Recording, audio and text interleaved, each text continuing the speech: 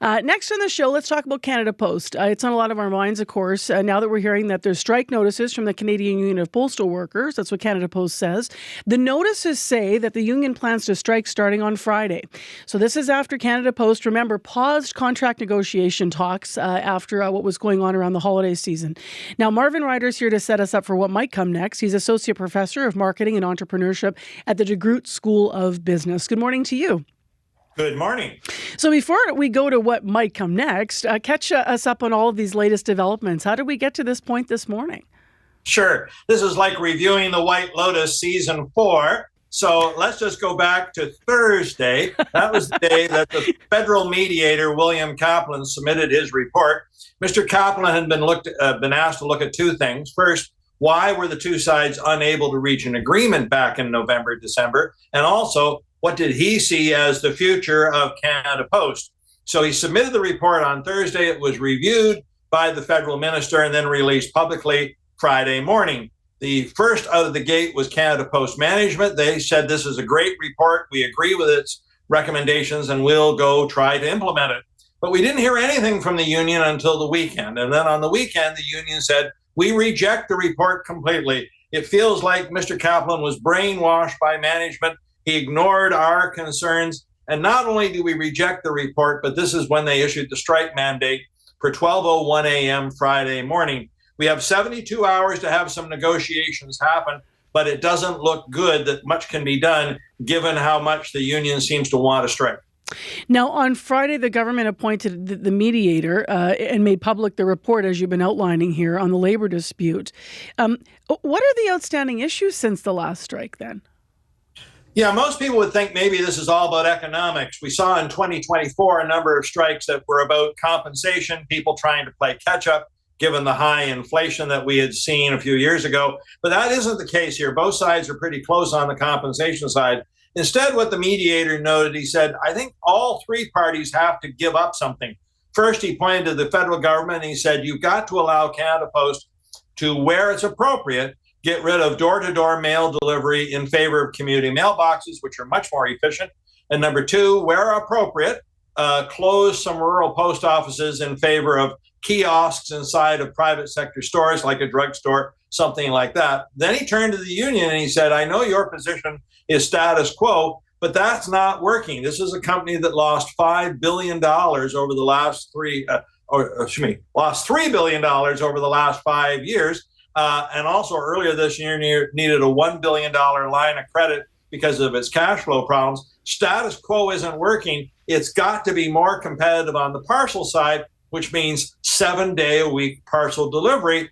And that also means part-time workers. But then he turned to management and he said, now look, fine that you want those part-time workers, but you can't bring them in at a lower pay rate. You can't create two tiers of employment. You're going to have to treat them just as you would a full-time worker when you bring them in. So everyone's got to give up something to make Canada Post a healthier company.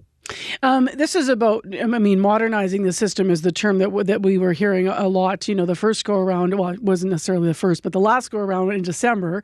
And now, obviously, what you're saying is that the union's saying status quo, we don't want to change. So you've outlined, in your view, how everybody's going to have to give. Some have been floating, of course, in all of this, the idea of actually privatizing Canada Post. What are your thoughts on that? Well, I don't see how privatization helps you. I think the average person might not realize that as a crown corporation, Canada Post receives no funding from the federal government. None of your tax dollars go to support it. So in that sense, it's already operating like a private company, and it's been doing it for 3 decades. For the first 25 of those 30 years, Canada Post was effective, so effective that it was profitable and it generated a dividend to its owner, in this case, the Canadian federal government.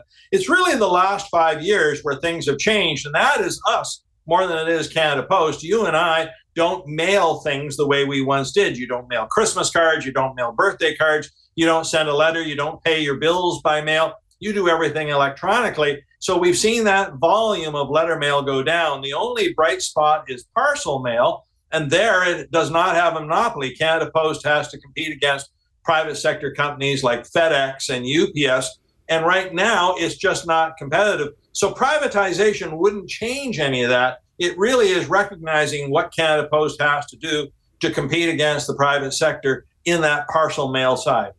Can they catch up at this rate? I mean, I guess that's a big question.